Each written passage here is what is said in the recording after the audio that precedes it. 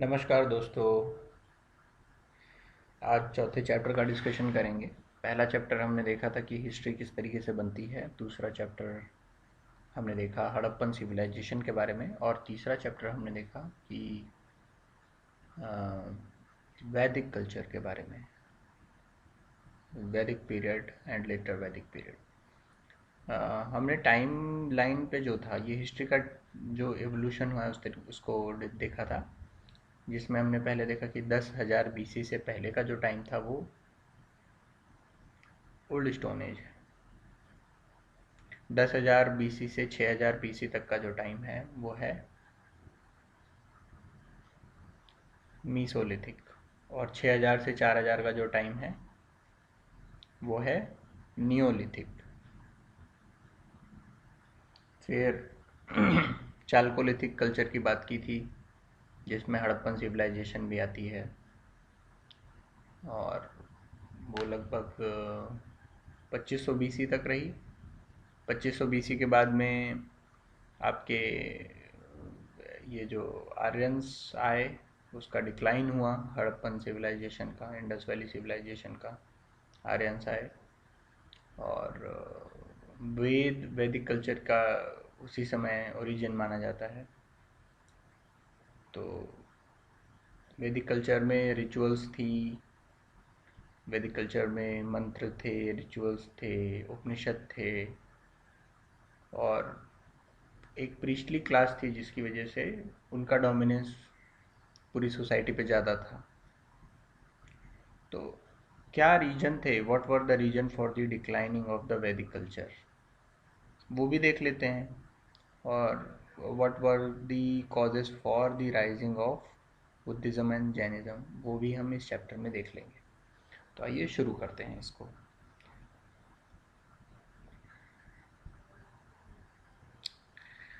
देखें तो 6th century BC जो है वो एक वंडरफुल सेंचुरी कही जाती है। कैसे? 6th सेंचुरी बीसी में क्या हुआ था कि बहुत अच्छे अच्छे थिंकर्स आ रहे थे। बुद्धा, महावीरा और जोरास्टर, कन्फ्यूशियस, ये सब बहुत अच्छे अच्छे थिंकर्स आए और उन्होंने अच्छी अच्छी बातें की जिसका प्रभाव पड़ता था समाज के ऊपर। लोग सुनते थे उनकी बातों को। और इंडिया में क्या हो रहा था कि रिपब्लिकन इंस्टीट्यूशंस, मतलब कि जो लोगों के द्वारा बनाया गया इंस्टीट्यूट है वो ज़्यादा ऊपर आ रहे थे। मतलब रिपब्लिकन इंस्टीट्यूशंस जो थे वो स्ट्रांग हो रहे थे इस पीरियड में। तो ऑर्थोडॉक्स एलिमेंट तो सोसाइटी में थे ही, जो कि रिचुअल्स इन सब पे ज़्यादा फोकस करते थे, बट साथ ही साथ हेट्रोडॉक्स, अपोजिट टू ऑर्थोडॉक्स, वो भी बढ़ रहे थे। अब क्या हुआ कि रिलीजन तो, जैसे कि हमने बताया कि लेटर वैदिक पीरियड में रिलीजन कॉम्प्लेक्स होता गया, सेक्रीफाइसेस, मंत्रास एंड उपनिषद की फिलॉसफी, ये सब कॉमन मैन की समझ के बाहर था। तो हो क्या रहा था कि कॉमन मैन, या कह लो सोसाइटी, एक अल्टरनेटिव चाहती थी। और अल्टरनेटिव क्या था? अल्टरनेटिव जैनिज़्म और बुद्धिज़्म आ गए एज अ अल्टरनेटिव, क्योंकि इनका जो इम्पैक्ट था सोसाइटी पे वो रिमार्केबल इम्पैक्ट था, इसलिए उनका राइज बहुत फास्ट हुआ। अब causes for rise of Buddhism and Jainism में ये सबसे महत्वपूर्ण तथ्य है कि रिलीजियस कॉम्प्लेक्सिटी बहुत ज़्यादा बढ़ गई थी इंडिया में, जिसकी वजह से अनरेस्ट भी था थोड़ा सा लेटर वैदिक पीरियड में। वैदिक पीरियड को भी दो भागों में बांटा गया है, ऋग वैदिक या वैदिक, और फिर लेटर लेटर वैदिक। अब रिचुअल्स, सेक्रीफाइसेस, ये सब कॉम्प्लेक्स थे और ये सारे कॉमन लोगों को उसी तरीके से एक्सेप्टेबल नहीं थे। कॉमन लोग उनको समझ नहीं पा रहे थे। और ये सब जो कर्मकांड थे, कर्मकांड काफ़ी महंगे भी हो रहे थे। तो अब क्या हो सकता था? लोगों ने उपनिषद की तरफ देखा तो उपनिषद की जो टीचिंग्स थी वो बहुत कॉम्प्लेक्स इसलिए थी क्योंकि वो बहुत फिलोसॉफिकल थी, जो कि कॉमन मैन की समझ के बाहर थी। तो उनको कुछ कुछ चाहिए था जो कि शॉर्ट, सिंपल और इंटेलिजिबल वे हो, जिससे कि वो साल्वेशन को प्राप्त कर सके, क्योंकि सबके दिमाग में मोक्ष प्राप्त करना या इस टाइप की चीज़ें तो आ गई थी। पर कोई सरल तरीका नहीं दिख रहा था। अब सरल तरीका कहाँ से आया? सरल तरीका आया बुद्ध और महावीर से, क्योंकि कॉम्प्लेक्स टीचिंग्स उनको नहीं चाहिए थी। कॉम्प्लेक्स टीचिंग नहीं चाहिए थी उनको, चाहिए थी जो आसान भाषा में, उन्हीं की भाषा में उनको समझा दे। तो दूसरे और भी फैक्टर्स ये थे कि भाई कास्ट सिस्टम बहुत ज़्यादा सोसाइटी में, सोसाइटी को स्ट्रिक्टली या रिजिडली डिवाइड कर दिया गया। अब हायर क्लास जो थी उसको प्रिविलेजेस थी, लोअर क्लास को जो थी वो प्रिविलेजेस नहीं थी।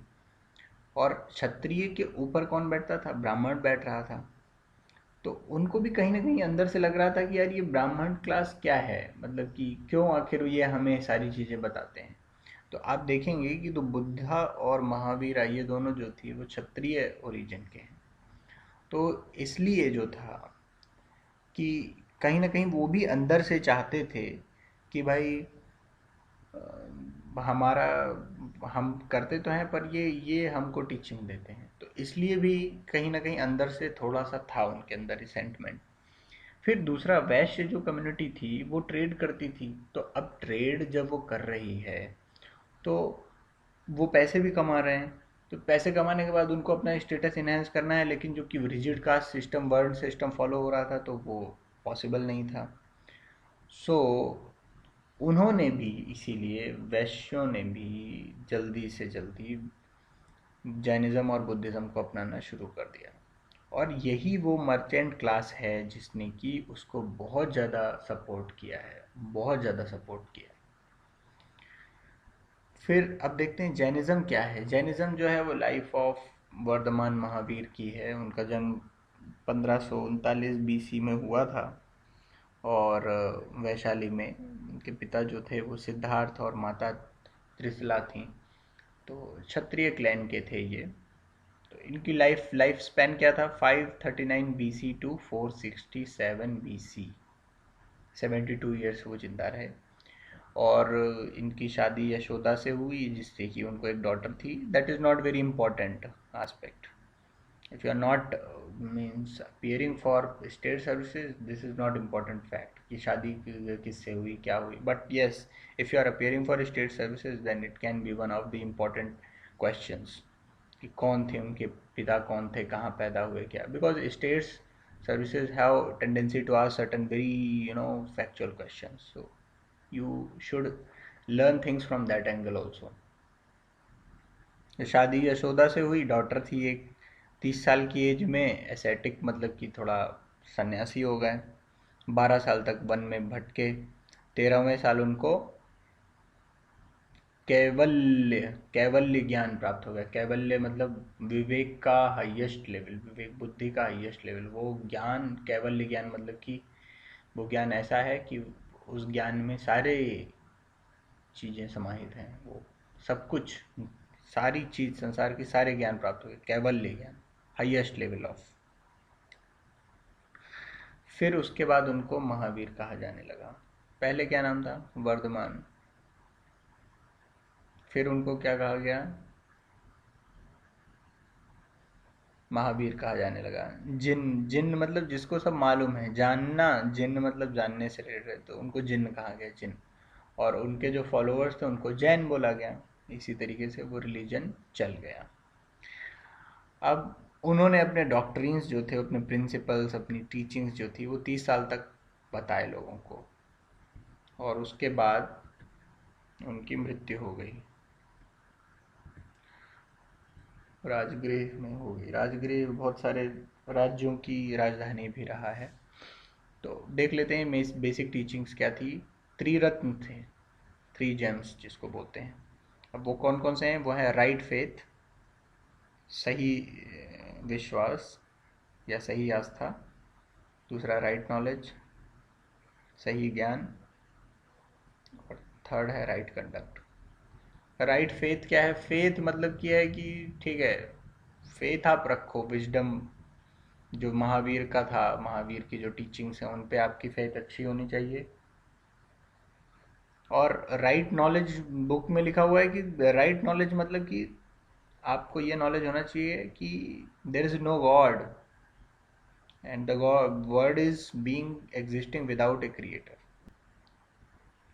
तो आपको सबसे पहले महावीर की टीचिंग्स में भरोसा रखना है, नंबर एक। दूसरा, आपको ये नॉलेज होना चाहिए कि कोई भी गॉड नहीं है और विश्व एक बिना किसी क्रिएटर के द्वारा ही चल रहा है। सारी चीज़ों में एक सोल है, सारी चीज़ों में सोल मतलब चाहे वो जीव है चाहे अजीव है, वो एक सोल है।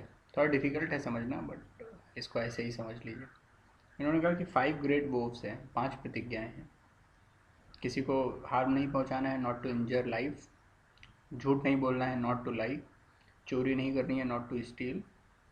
और धन संग्रह नहीं करना है, नॉट टू एक्वायर प्रॉपर्टी।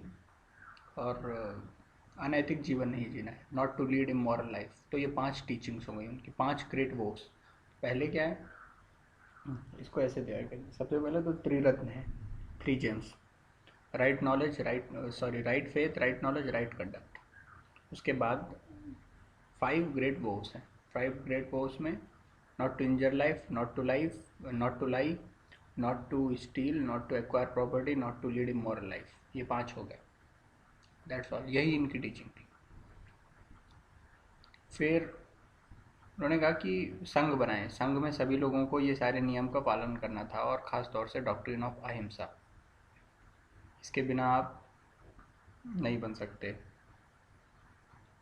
जो महावीर आपको बनाना चाहते हैं।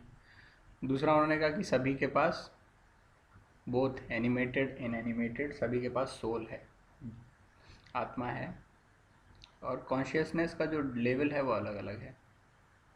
The possess life and feel pain when they are injured, इसलिए इंजर मत करो उन्हें। सबके पास जीवन है, सभी को पेन होता है। और this point is very important, this point please note that. ये पॉइंट ये है कि महावीर ने वेद की अथॉरिटी को रिजेक्ट कर दिया था। He rejected the authorities of Veda and question the Vedic rituals. He rejected the authority of Veda and questions the Vedic ritual and objected to the Vedic ritual. ये बहुत इंपॉर्टेंट पॉइंट है, ये प्लीज़ आप लोग याद कर लीजिए। थर्ड, उन्होंने कहा होली होनी चाहिए लाइफ आपकी, और एथिकल होनी चाहिए लाइफ। तो उन्होंने एग्रीकल्चरल की जो प्रैक्टिसेस होती हैं, एग्रीकल्चर खेती, उसको भी बहुत कठोर तरीके से, मतलब कि वो उसको भी गलत मानते हैं। क्योंकि क्या है, धरती को वो चोट पहुंचाती है, धरती को वो कष्ट देती है, वो उसके अंदर के जो कीड़े हैं और जो जानवर हैं उनको कष्ट देती है। इसीलिए वो बहुत ही सेल्फ टॉर्चर करते हैं। सेल्फ टॉर्चर मतलब कि वो भूखे रहेंगे, खाएंगे नहीं कुछ, क्योंकि खाते वो वही है जिसमें कि किसी को नुकसान न पहुंचा हो, और ऐसी कोई चीज़ नहीं है जिसे कि बिना नुकसान के बनाया जा सके। तो सेल्फ टॉर्चर है, न्यूडिटी है, कुछ पहनते नहीं हैं। सो ये सारी चीज़ें थी। उसके बाद ये किस तरीके से स्प्रेड किया है, स्प्रेड ऐसे हुआ कि संघ बनाए, संघ ने बहुत सारा काम किया। तो एक तो संघ ने इसको फैलाया। दूसरा क्या हुआ कि बहुत सारे राजा थे, मौर्य थे, कलिंग में, कलिंग में ये थे करवेला, या मान लीजिए ये कदम्बा, चालुक्य, राष्ट्रकूटाज, इन लोगों ने पेट्रोनाइज किया।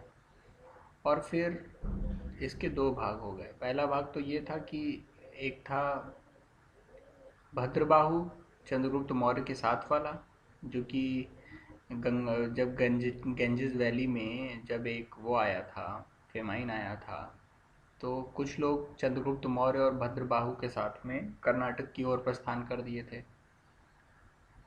श्रावण बेलगोला, श्रावण बेलगोला की तरफ, ठीक है।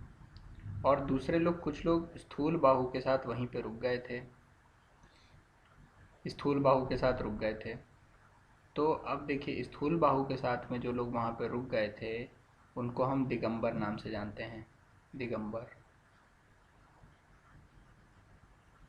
और जो लोग चले आए थे कर्नाटका में उनको हम श्वेतांबर कहते हैं।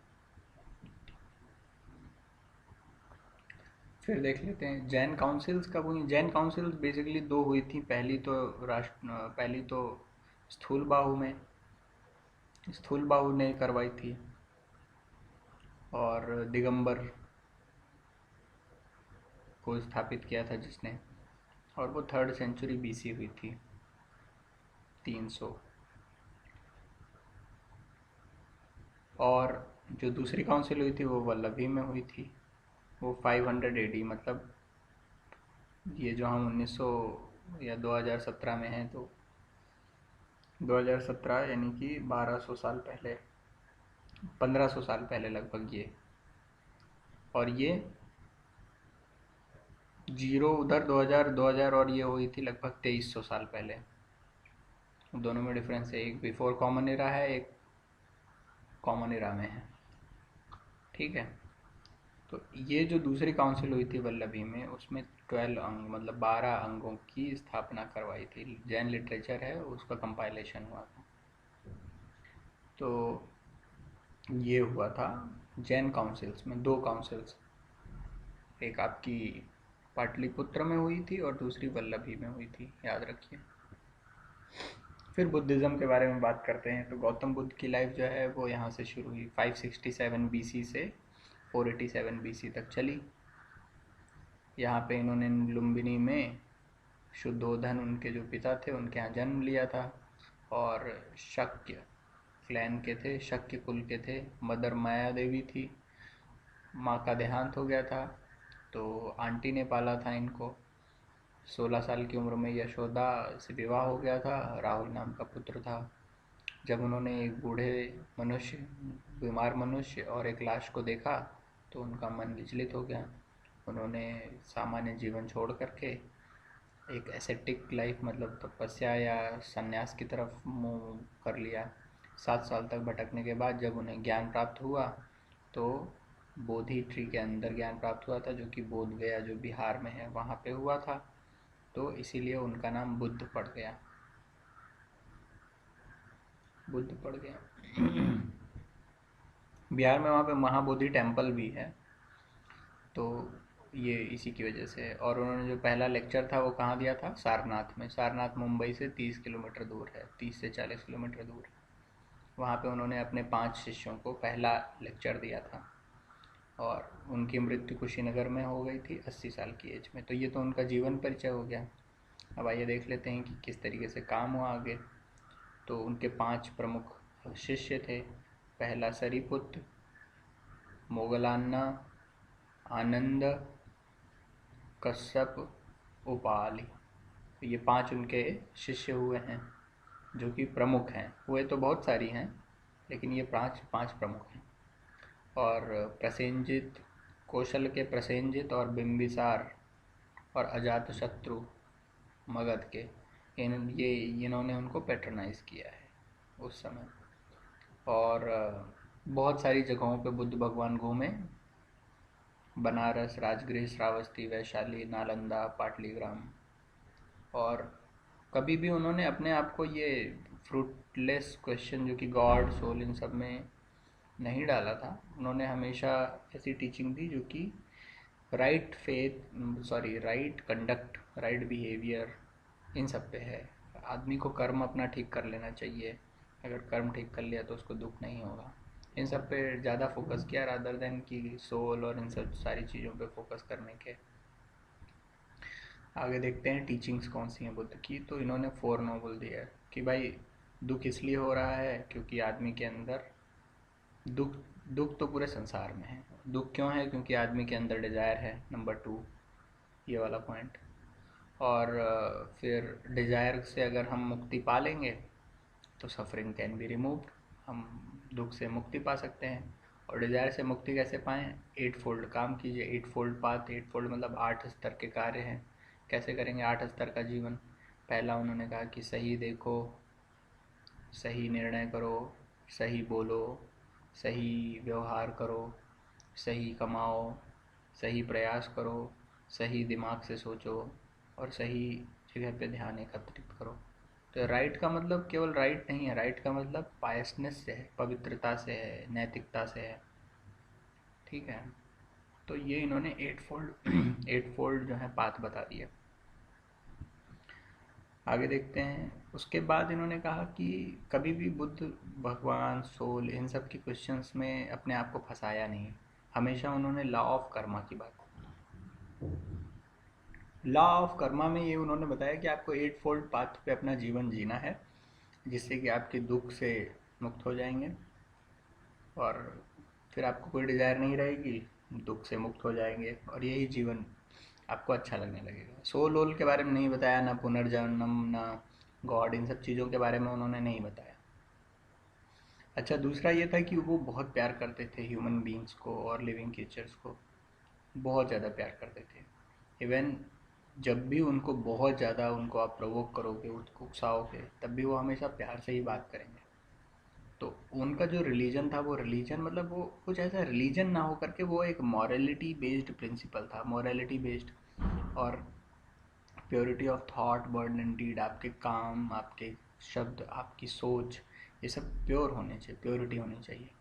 और उन्होंने जीवन को एक रैशनल ढंग से जीने की बात कही। उन्होंने कहा कोई भी चीज़ है उसको आप विवेक, यानी कि आप उसको सोच करके करिए, ना कि जस्ट एक अंधभक्ति में या अंधविश्वास में पड़े होकर के ब्लाइंड फेथ में चले जाइए। फिर उन्होंने डायरेक्ट कास्टिज्म पे तो कोई अटैक किया नहीं, उन्होंने ये भी नहीं कहा कि भाई ऐसा गलत है या वो है, बट उन्होंने ये सारे अपने जो उनका समाज था, अपना जो उनका संघ था, उसमें कभी इन सारी चीज़ों की परवाह ना करते हुए, डायरेक्ट अटैक भले ना किया हो उन्होंने, पर इनडायरेक्टली कभी इसको सपोर्ट नहीं किया उन्होंने। उनके उनके जो संघ थे उसमें सारे तरीके के लोग थे, नीचे के लोग भी थे, ऊपर के भी लोग थे। तो इस तरीके से हम ये देखते हैं कि ये जो बुद्धिज़्म था वो एक सोशल मूवमेंट था, सामाजिक आंदोलन था। रिलीजियस आंदोलन मतलब धार्मिक आंदोलन तो था ही, मतलब, लेकिन उससे ज़्यादा ये एक सामाजिक आंदोलन था, क्योंकि उसने समाज में जो कुरीतियाँ फैली थी उस पर अटैक किया था, उसने समाज के सोचने के तरीके को बदला था, उसने समाज को ये सिखाया था कि किस तरीके से आप अपने आप को, अपने कर्मों को ठीक करके अपना जीवन सही कर सकते हैं, ना कि आप भगवान और आत्मा, इन सब चीज़ों में वो नहीं पड़े थे। ठीक है, तो ये था। दूसरा, स्प्रेड कैसे हुआ इसका, स्प्रेड इसमें भी इन्होंने संघ बनाए हुए थे। तो संघ कैसा था, एक तो मॉन्क थे उसमें, भिक्षु और उपासिका थी। तो मॉन्क ने बहुत सारे काम किए, संघ ने बहुत सारे काम किए। सरीपुत्र, मोगलाना और आनंद, ये इनके जो फेमस जो शिष्य थे, उन्होंने बहुत सारे काम किए और एक डेमोक्रेटिक लाइंस पे संघ को चलाया। और इसी की वजह से काफ़ी ज़्यादा बुद्धिज़्म फैल गया था। खुद बुद्ध की लाइफ के समय ही काफ़ी फैल गया था। बहुत सारे राज्य थे जिन्होंने इसको अपनाया, मगध, कौशल, कौशाम्बी, इन सब लोगों ने इसको अपना लिया था। और अशोक के टाइम पे काफ़ी ज़्यादा फैल गया, क्योंकि अशोक ने अपने जो पुत्र महेंद्र और संघमित्रा जो पुत्री थी, उसको भी इसी के काम में लगा दिया, और उन्होंने वेस्ट एशिया में इतना ज़्यादा काम किया कि ये बहुत ज़्यादा वेस्ट एशिया में बहुत ज़्यादा फैल गया, और ईस्ट में, और यहाँ तक कि श्रीलंका में भी काफ़ी ज़्यादा फैल गया। और उन्होंने क्या किया, एक लोकल रिलीजियस सेक्ट को वर्ल्ड रिलीजन में बदल दिया। और देखिए आज बुद्धिज़्म जो है ये आपके जो भी ईस्टर्न कंट्रीज़ हैं, ईस्टर्न एशिया है, वहाँ पे सारी जगह बुद्धिज़्म पाया जाता है। चाहे वो म्यांमार हो, चाहे वो कंबोडिया हो, चाहे वो लाओस हो, हर जगह वो पाया जाता है बुद्धिज़्म। तो इसका यही कारण था, ये एक ग्लोबल रिलीजन बना, क्योंकि अशोक ने इस पे बहुत सारा काम किया था। फिर देख लेते हैं बुद्धिस्ट काउंसिल। ये बुद्धिस्ट काउंसिल हुई थी चार। पहली काउंसिल हुई थी राजगृह में, दूसरी काउंसिल हुई वैशाली में, तीसरी काउंसिल पाटलिपुत्र में हुई अशोक के अंडर में, और चौथी काउंसिल हुई कश्मीर में कनिष्क के अंडर में, सॉरी वासुमित्र के अंडर में हुई थी, जो कि कश्मीर में कनिष्क के पेट्रोनाइज किया था कनिष्क ने, तब हुई थी। और यहीं से महायान आ गया था, एक नया जो सेक्ट था बुद्धिज़्म का वो आ गया था। तो हीनयान जो था वो अशोक वाला था, और महायान कौन सा था, ये जो कनिष्क ने जो फिर से काउंसिल की थी वहाँ से निकला था। हीनयान जो था, हीनयान ने त्रिपिटिका प्रचार प्रसारित किए थे, जिसमें कि बुद्ध की टीचिंग्स का कंपाइलेशन था। उसमें सूत्र था, विनय पिट्टिका थी, और अभिधम्म पिट्टिका थी। और ये सब पाली में लिखे हुए थे, जिसकी वजह से जो लोकल लोग थे, जो सामान्य जनता थी, वो इसको काफ़ी अच्छे से पढ़ पाती थी। इसके अलावा देखना ये है कि डिक्लाइन कैसे हुआ। डिक्लाइन ऐसे हुआ कि जैसे कि जो जो महायान था, दूसरा वाला जो सेक्ट इन्होंने फोर्थ काउंसिल में शुरू किया था, वो धीरे धीरे आइडल वर्शिप की तरफ जाने लगा और ऑफरिंग गिफ्ट देने लगा, और इसकी वजह से क्या हुआ, मॉरल स्टैंडर्ड्स का गिरावट आ गई, उसमें ह्रास हुआ, मॉरल स्टैंडर्ड्स का, नैतिकता का ह्रास हुआ। दूसरा, धीरे धीरे फिर से ब्राह्मणिज्म आ गया था, भगवतिज्म फिर से आने लगा था। और जो सबसे बड़ी गलती इनसे हुई, ये पाली लैंग्वेज का प्रयोग इन्होंने अपने लिटरेचर में बंद कर दिया था, क्योंकि पाली ऐसी लैंग्वेज है जो कि सामान्य बोलचाल की भाषा थी, वो एक सामान्य लोगों को समझ में आती थी। लेकिन इन्होंने क्या किया था, फर्स्ट सेंचुरी एडी तक आते आते इन्होंने क्या किया, संस्कृत में ही अपने लिटरेचर निकालने लगे थे, जो कि एलीट की एक लैंग्वेज मानी जाती थी, जिसकी वजह से क्या हुआ, बुद्धिज़्म का बहुत ज़्यादा नुकसान हुआ, क्योंकि लोकल लोग उससे छूट चुके थे। और चौथा पॉइंट बहुत इम्पोर्टेंट है, पाँचवीं और छठी सेंचुरीज़ में तुर्क और हुण, पाँचवीं और छठी सेंचुरी में हुण ने पाँचवीं छठी सेंचुरी में किया, और तुर्क ने 12वीं सेंचुरी में सारी मोनेस्ट्रीज़ को बहुत ज़्यादा नुकसान पहुंचाया, जिसकी वजह से बुद्धिज़्म का बहुत बड़ा नुकसान हुआ। तो ये सब कुछ कारण थे जिसकी वजह से बुद्धिज़्म को काफ़ी नुकसान झेलना पड़ा था। फिर देख लेते हैं कंट्रीब्यूशन क्या था। बुद्धिज़्म का जो कंट्रीब्यूशन था वो बहुत ज़्यादा था। नंबर एक, सबसे पहले तो उसने अहिंसा को एक cherished value of our nation, मतलब देखिए गांधी जी में भी बाद में जो अहिंसा या ये सब आई, वो बहुत पहले से हमारे देश की मिट्टी में है, हमारे देश की आत्मा में ही वो अहिंसा बस चुकी है, और उसको बसाने का काम बुद्धिज़्म ने किया है। दूसरा, बुद्धिज़्म में देखेंगे कि तो स्तूप बहुत सारे बने, जैसे सांची में हैं, भरहुत में हैं, गया में हैं।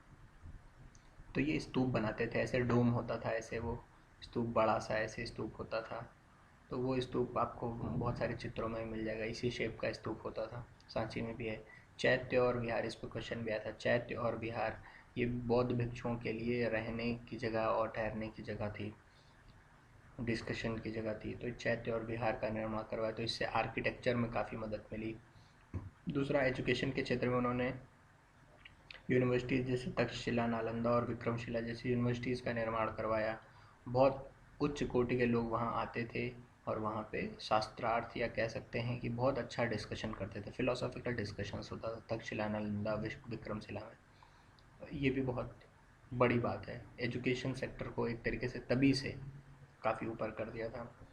पाली को जो है बहुत बढ़ावा मिला था, लोकल लैंग्वेज डेवलप हुई थी बुद्ध की टीचिंग में, क्योंकि बुद्ध की अधिकतर टीचिंग पाली में ही पाई जाती थी, तो पाली लोकल लैंग्वेज और अदर लैंग्वेजेस को बढ़ावा मिला था। और ये पांचवा पॉइंट सबसे इम्पोर्टेंट है, इंडियन कल्चर को इसने विश्व में फैला दिया था, एशिया के द्वारा। एशिया में तो फैलाया ही फैलाया था, लेकिन विश्व के दूसरे भागों में भी फैला दिया था।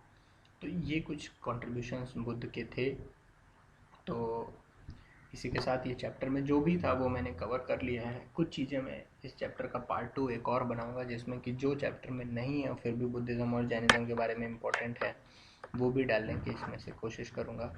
और मैंने इस चैप्टर जो बुक में था जो चैप्टर, वो तो पूरा पूरा कवर कर लिया है। बुक की मैंने एक भी लाइन ऐसी नहीं छोड़ी है जो कि इम्पोर्टेंट रही हो और मैंने ना कवर की हो।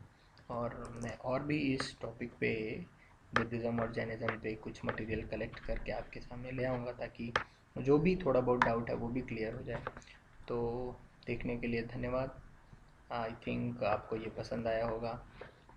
तो मेरे नेक्स्ट वीडियो का वेट कीजिए, तब तक बाय बाय, थैंक यू।